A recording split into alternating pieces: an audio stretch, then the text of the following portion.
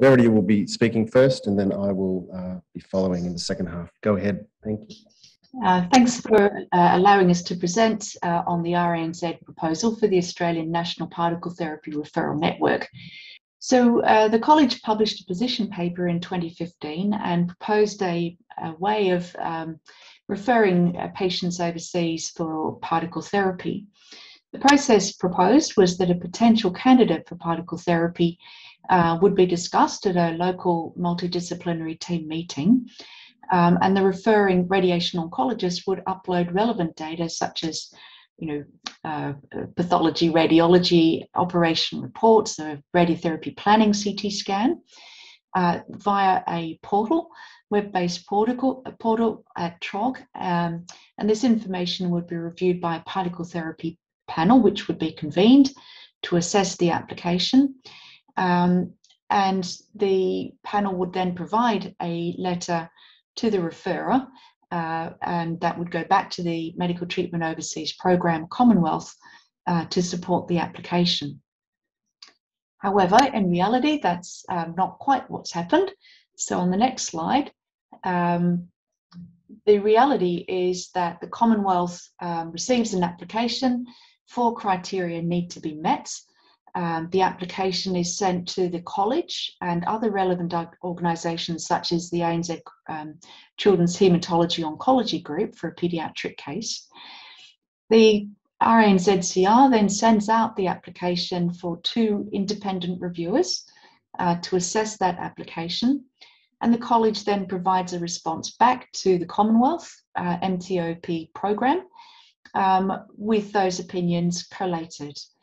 It's the Commonwealth that makes a decision based on the college report plus other reports that they may seek to get, and the Commonwealth informs the referrer and the patient. We'd love to have a TROG portal. We've applied for 3 grants unsuccessfully so far, but we live in hope. And we actually haven't established any particle therapy referral committees. So that's the reality. If we move on to the next slide, it's time to change everything that we're doing or review it and implement things now. There have been some key changes since 2015, and obviously the first is that construction of the ABC is on track to start treating patients in 2025.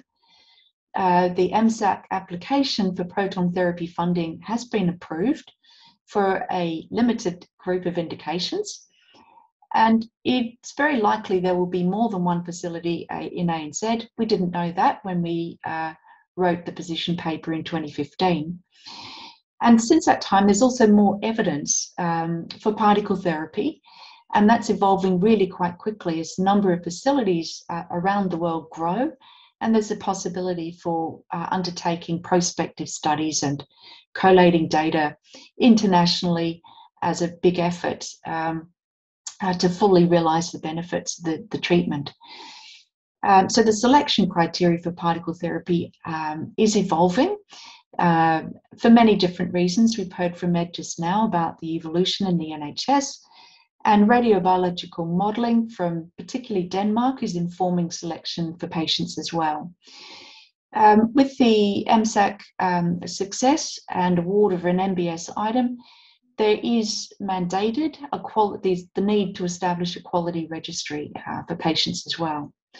So next slide. The proposal that we're putting forward is open for discussion. We need feedback, but this is how we think it will work first at the moment from a process on the top blue track, that the local MDT uploads information into a web-based referral portal based via TROG. And that information will be available to a referral panel, which will then either accept or not accept the referral. And if the panel accepts the referral, the patient is allocated to a facility. So up until the Bragg Centre opening, of course, that would mean a referral overseas. Now, this process needs a lot of systems to be put in place. We need that web-based portal up and running. We need an agreed minimum data elements that we're going to collect information on. We need a way of getting the imaging, operation pathology reports and other relevant information into that portal in a way that can be accessed. And it would be extremely helpful to have psychosocial information collected as well. So this portal needs to be pretty robust and seamless, and there needs to be a mechanism of generating a proton plan for comparison with a photon plan in a way that people understand, and that we select patients according to the potential benefit on the plan, but all the other clinical criteria as well. We need a way of notifying the MDT of the outcome of the decision, and we need a way that local MDTs can feed back into the clinical portal in the longer term to track outcomes of patients. Now, there are a lot of risks that we need to work through with this proposal. We need governance around the portal. Adelaide needs to set up a portal that's been mandated by the Commonwealth, but is that the best portal longer term as more facilities hopefully come online? We need to be clear about how that data is used and make sure it's secure so we respect patient privacy. In terms of generating proton plans and evaluating plans, there does need to be some way of credentialing so that we know reviewers are experts in proton plans. When patients are notified the outcome, there's a whole, a right of appeal to that decision that we need to work through. What does that look like? Where do responsibilities lie? And how do we manage that? Now, there's going to be no competition between facilities while we've only got the Bragg facility. And I think already through these symposia in the last few years, we've really brought together our clinicians nationally, and we are working collaboratively. So I honestly think competition between facilities with patients is a theoretical concern and not one that we need to be alarmed about. But I'm just flagging that as a potential risk. So next slide. I think we need to have some guiding principles about referring for particle therapy, and these were set out in 2015 and are fundamental to the revisions that we hope to finalise, and we're very close to finalising in an updated position paper now. We want to make sure that all the patients in Australia, and hopefully New Zealand as well, who may benefit from particle therapy do have access to it. There needs to be a transparent process for selecting which patients receive particle therapy. We want to make sure that the referral to the facilities is by a local MDT, so they're part of managing these patients long term. There will be patients who have an MBS listed diagnosis for particle therapy, but that doesn't mean particle therapy is always going to be best for an individual patient. And we do need to consider other factors such as how well they are, how feasible it is for them to be located from their family and their treating team, how quickly they can access particle therapy, how we can integrate their other systemic therapies into particle therapy without compromising their outcome. And we have to be realistic and realise there are actually some patients who won't benefit because of their overall prognosis. On the other hand, there'll be patients who don't have an MBS approved tumour who we think would definitely still benefit from particle therapy based on emerging evidence and comparative proton plans. And we really feel that those patients need to still have an opportunity to access particle therapy. Amongst all of this, we do need to understand that we've actually got really good photon standard radiotherapy in Australia and New Zealand. And that is going to remain a very acceptable form of treatment for the vast majority of patients. And that will include even when proton comparison plans suggest there may be a benefit. There's nothing wrong with our standard advanced photon treatments. So next slide. We do need to establish the referral panels now. And this is to ensure that all patients with approved diagnosis are considered for particle therapy, and allow patients without an approved diagnosis to be considered for particle therapy as a clinical trial participant, potentially, or even on compassionate grounds. And we need to get information about these potential patients into a national registry, because that is the way we're going to learn, and it will inform future amendments to the list of approved diagnoses over time. Now, when you look at the list of approved diagnoses in this table, this really sets out the basis of the tumour group panels very nicely into 4 proposed panels for paediatric and adolescent patients, those with base of skull or head and neck tumours, patients with sarcoma or a mixed bag of other rare tumours, and patients with adult brain tumours.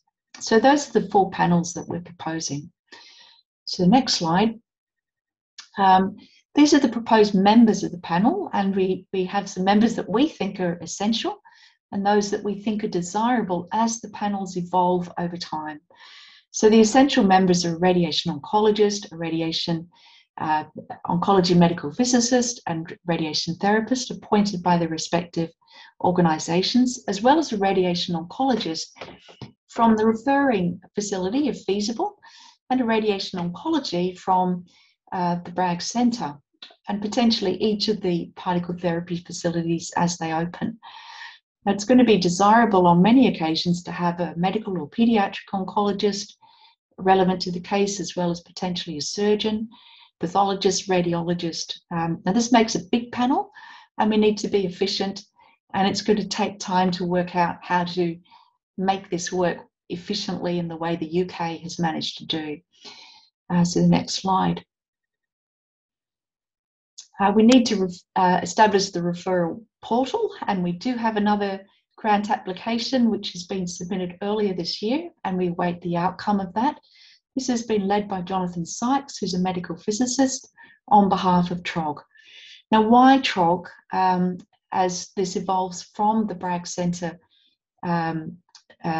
portal, basically because it's a national and binational organisation that has the respect of all of us working in radiation oncology, and all radiation oncology facilities can access that portal. So it's not tied to one facility. It's an established link, and we're able to link back to the facilities that refer these patients in a very seamless way to make sure that we capture ongoing outcomes for these patients.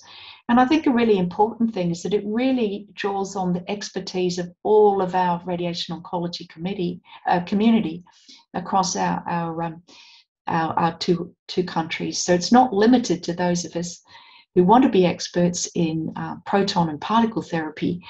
There's expertise enormously in many different fields that are relevant to radiation oncology. So next slide. So this is a slide that is from Jonathan Sykes' led TROG grant proposal, and it just shows how the flow of data goes from referring centres in the green through to a TROG portal in the orange, to a portal in blue where plans are generated, and then looping back to facilities to provide outcome data.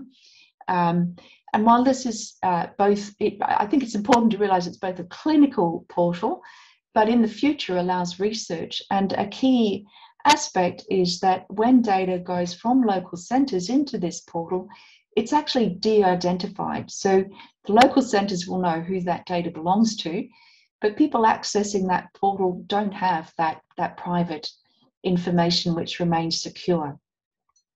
Next slide.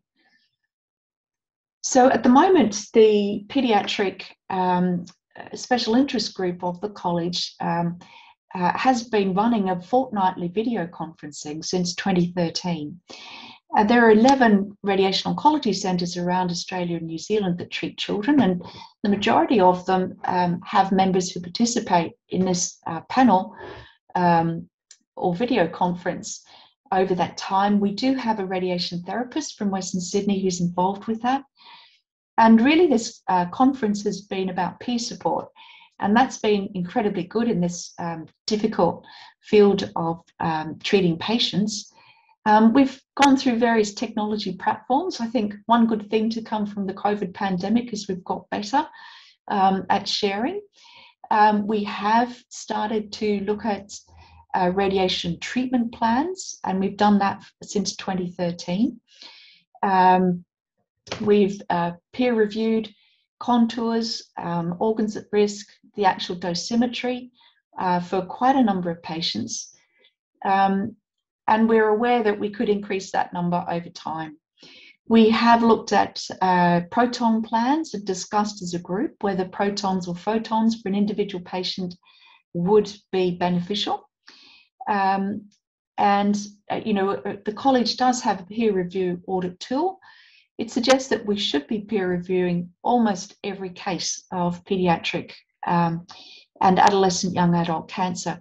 Now, to try and do that practically is going to be incredibly difficult, and we probably do need to be more selective and set some criteria of which cases are peer reviewed from the radiotherapy plan perspective. But I think this video conference is a platform from which to develop the proton referral panels, and I'll hand over at this point to Peter. Thank you. So the next part of this talk is how we actually bring this to a working reality. As Verity said, there's a sense of urgency now, given that we're about 3 years out from access to a clinical beamline. So what we're proposing over the next 3 years is a staged transition to a national particle therapy referral network. And I think over the next few slides, you'll see a lot of parallels that will remind you of Ed Smith's talk previously.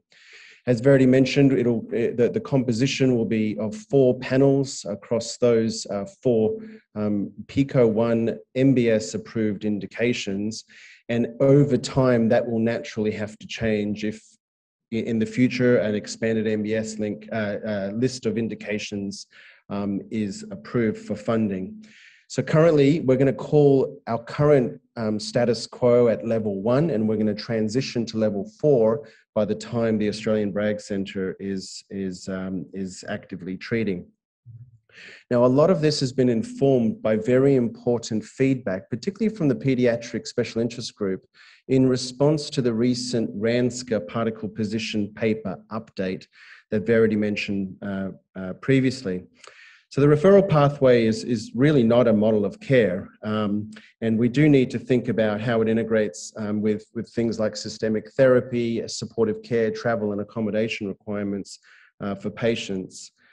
Tumours, as mentioned, that are currently approved by the MBS will be ready from day 1, but there's many other indications where other patients may derive a potential benefit. The chair of the panel should be the RANZCR chair of the Pediatric Special Interest Group. And again, we're talking about one of those 4 panels here. So this is the pediatric group that this group is most interested in naturally. The local MDT referral and proton referral panel needs local pediatric and AYA RO involvement, which we'll have obviously here in Adelaide. The referral of the pediatric and AYA patients directly outside of a national referral network should be rejected, and local RO contours of target volumes and critical structures should be peer reviewed, and that case numbers should allow for this to be part of a weekly panel. And they suggest that delineation of responsibilities for patient care are a must.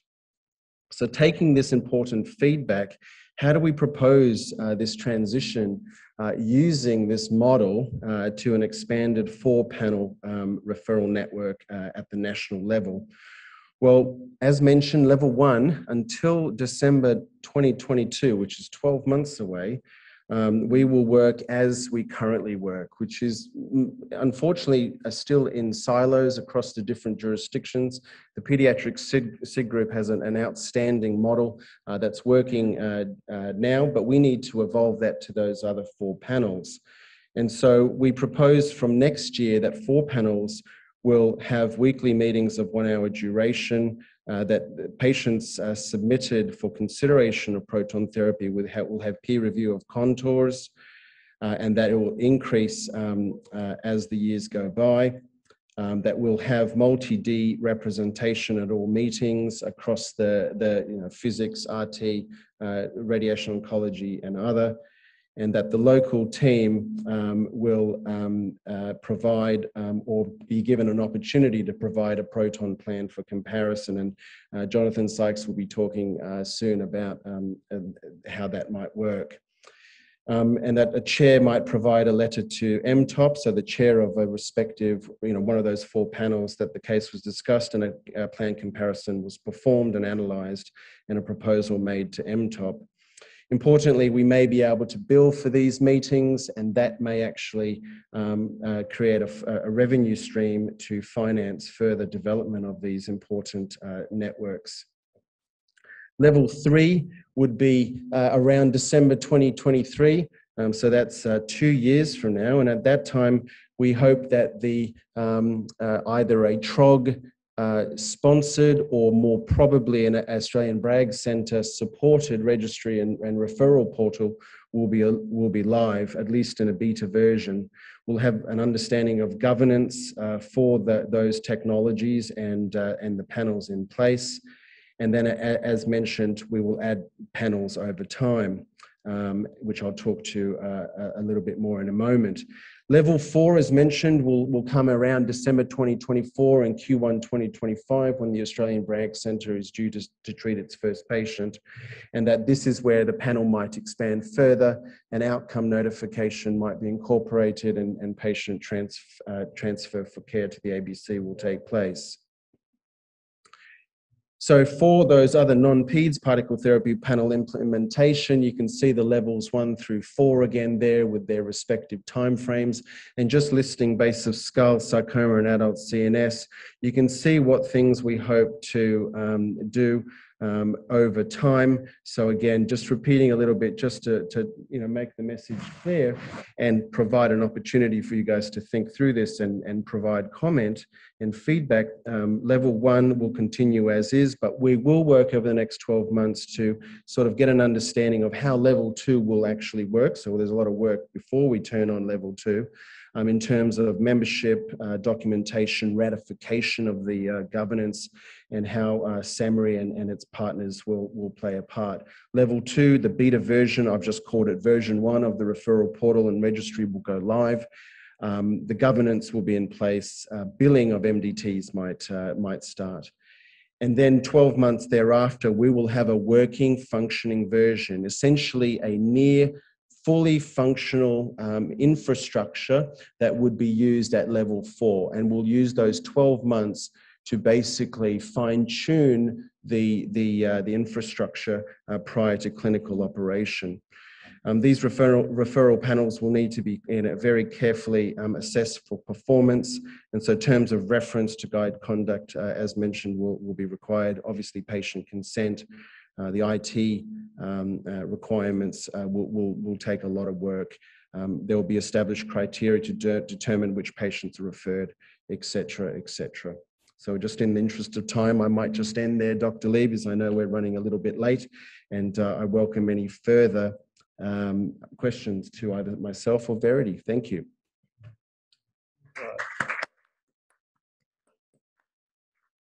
Well, thanks so much, Peter and Verity. If there are any questions online, please send them through on the chat or step up to the microphone if you're here in person. Please introduce yourself and proceed. Hi, Scott Penfold. Peter and Verity, where do you see the AYA population fitting into the 4 panels? I definitely see it as part of the pediatric, to be honest with you. The AYA clinicians are often the same people as the pediatric, and there's a good dialogue between them. Often the AYA patients have pediatric type tumours as well.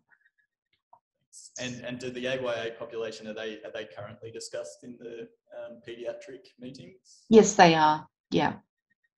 Thanks. Yeah, hi, Verity. Michael Penniman. I'm a doctor around here. Just to be mildly controversial, the I love all this, and I've been involved, so of course I love it. But is the college aware that in theory they're putting themselves in a position that there's no sort of commercial triage of centres in terms of a step before somebody's allowed to treat somebody, and that's an interesting position that the college would need to potentially take. Yeah, look, I think this all comes to my concern regarding governance. It's all very well for us to put a proposal together, but I don't think, the reporting lines and responsibilities really have been nutted out whatsoever. And there are some naiveties about all of this process, but I think we start somewhere, and recognising we need all of these governance steps and discussions is the first place to start. I think that's a question from. Yeah, so if we could flash that up. Yep, so there's a statement here from Giuseppe. I suspect the New Zealand Ministry of Health is keen to be involved in data collection through the New Zealand Cancer Control Agency. Have you thought how this might evolve?